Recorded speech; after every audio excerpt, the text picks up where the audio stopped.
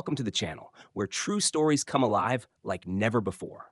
If you're someone who loves powerful moments, real emotions, and the kind of stories that stay with you long after the video ends, you're in the right place. Before we dive into today's unforgettable tale, drop a comment and let us know where in the world you're watching from. We love seeing our global community grow. And don't forget to hit that subscribe button and turn on the bell, because tomorrow we'll bring you another story that might just change the way you see the world. He broke royal protocol, and no one blamed him. At first glance, Sergeant Logan Pierce looks like a statue, motionless, expressionless, standing tall outside Buckingham Palace in a scarlet tunic and bearskin cap. To most tourists, he's part of the scenery, a living photo opportunity. But beneath the polished uniform and timeless traditions is something far more powerful: a trained soldier forged in the fires of real war. Logan is 33 years old, with 8 years of active duty behind him. He's not just any ceremonial guard. He's a former Royal Marine, decorated for bravery and hardened by 3 combat deployments to Afghanistan. His medals aren't ornaments, they're the silent echoes of lives saved, brothers lost, and nights survived under a sky lit by mortar fire. Each one, pinned to his chest, holds a story that no postcard can ever capture. When Logan stands still, it's not just discipline, it's control. It's the kind of stillness he learned outside Helmand Province, where one wrong movement could give away your position and get your team killed. He knows how to lock every muscle, how to steady his breath, how to let his eyes track threats without ever giving them away. That 9-pound ceremonial rifle may shine under the London sun, but Logan once carried over 70 pounds of gear through blistering heat and mountain passes. Compared to that, this post is weightless, but not meaningless. Every day, hundreds pass by without realizing who he truly is. They don't see the battlefield reflexes that activate behind his calm stare. They don't notice the micro adjustments he makes to distribute weight or how he reads hands in the crowd, not faces. Veterans, however, they notice. They nod in quiet recognition, seeing not a performer, but a fellow warrior in disguise. Logan's presence isn't for show. It's a silent promise that the traditions of the past are still guarded by the strength of the present.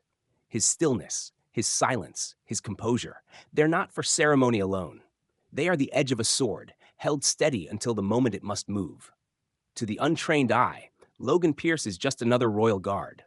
But to those who know, he is a soldier standing in the space between history and danger, between order and chaos, ready, if necessary, to cross that line without hesitation.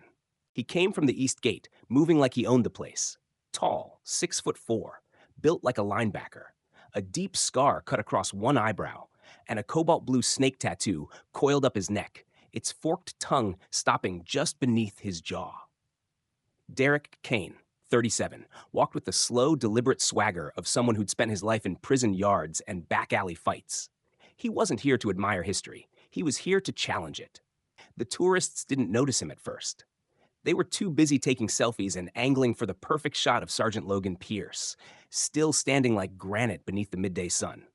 But Kane's energy shifted the air. People began to step aside, unsure why. A father pulled his daughter a little closer. An elderly couple backed away without a word. That's the thing about predators. They don't need to roar to clear a path. Kane's eyes locked onto Logan like a hunter sizing up a target. He didn't see a soldier. He saw a costume. A man pretending. And that made Kane feel powerful. He pushed through the crowd with his broad shoulders, cracking his knuckles with slow satisfaction. Every movement was deliberate, controlled like he'd done this 100 times before. "Oi, toy soldier?" Kane growled, loud enough for the crowd to hear. "Does the Queen know you're out here playing dress-up?" Logan didn't move. He never did. But inside, the switch had flipped. His breathing slowed, his mind shifted into scan mode. Hands, not faces. Posture, not words. Kane had just crossed the first line, but he wasn't done. He mocked the uniform, called the medals fake, said Logan probably bought them online. Tourists chuckled nervously. They thought it was street theater. They didn't realize they were standing inches from a powder keg. Logan didn't flinch. That was the training. That was Helmand. That was muscle memory. But 2 veterans in the back of the crowd saw everything. The way Logan's shoulders subtly adjusted, how his jaw set just a little tighter. They knew what was coming. Derek Kane didn't see a weapon in that rifle. He saw a prop. He didn't recognize the danger. He thought discipline was weakness. He didn't know that the man he was mocking had once survived a 6-hour ambush by staying completely still. But Kane was about to find out, painfully, that not every soldier speaks with words. Some speak with action. The crowd grew tense, like a wire pulled too tight. Derek Kane was getting bolder, feeding off the nervous energy around him. The more silence he got from Logan, the louder he became. He circled the guard slowly, dragging his boots on the cobblestones, letting the scrape echo. Every step was a test, every word a jab. "You deaf in there, mate?" he sneered, leaning in. "Or do they just wind you up in the morning and park you here like a mannequin?" Logan didn't blink, didn't twitch. But something shifted, a barely visible change. His weight distributed evenly across both feet, his left heel adjusted slightly. Veterans watching from the sidelines exchanged subtle nods. They knew the signs. The guard wasn't ignoring the threat, he was measuring it. Kane, oblivious, pressed on. He started pointing at Logan's medals, mocking them one by one. "What's that one for, huh? Best dressed in boot camp? Or did mommy pin it on before you played soldier?" His finger hovered just inches from the military cross, a medal earned by Logan during a brutal firefight in Kandahar, where he dragged 2 wounded men to safety under open fire. But Kane didn't see that. All he saw was a trophy, a target. People stopped taking photos. The mood shifted. Laughter died. Parents began pulling their kids away. The tourists might not have known what was about to happen, but they could feel it in the air. Then Kane crossed the line. He stepped in, closer than anyone should, and reached out, not just to gesture this time, but to grab. His hand closed around the crimson fabric of Logan's tunic, fingers curling into it like he owned it. It was no longer mockery. It was contact, violation, a threat. Time slowed. Logan's eyes locked on Kane's hand, then flicked back to center. Veterans held their breath. The air around them turned sharp. And Kane, still grinning like he'd won something, leaned in and whispered, "Not so tough now, are ya?" But he had no idea what he'd just activated. Because behind the ceremonial silence wasn't a man frozen in fear. It was a soldier calculating his next move with surgical precision. A storm wrapped in scarlet wool, and the storm was ready to break.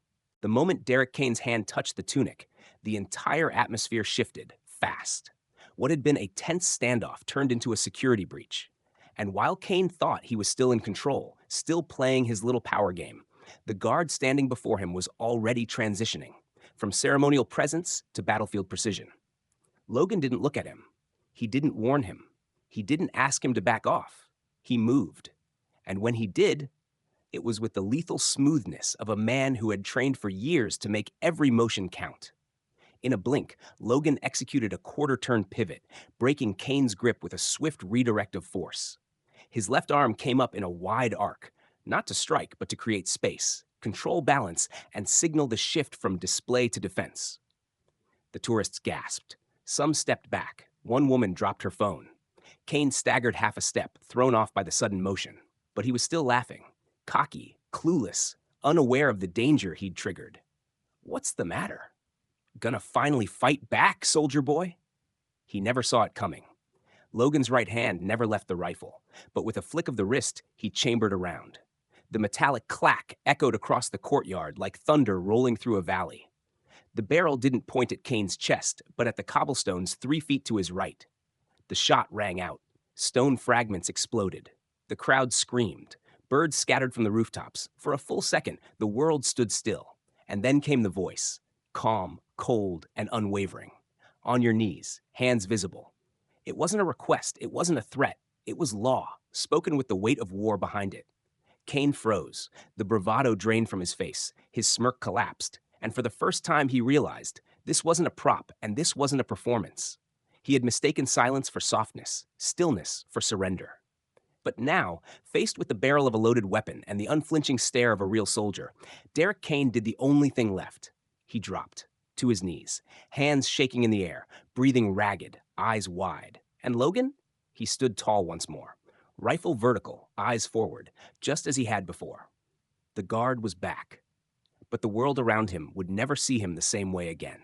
Kane stayed on his knees, hands in the air, breath shallow and broken. The same man who had strutted into the courtyard with fire in his eyes now trembled like a child caught in a storm he didn't understand. Palace security moved in from both sides, quick and efficient, weapons holstered but alert.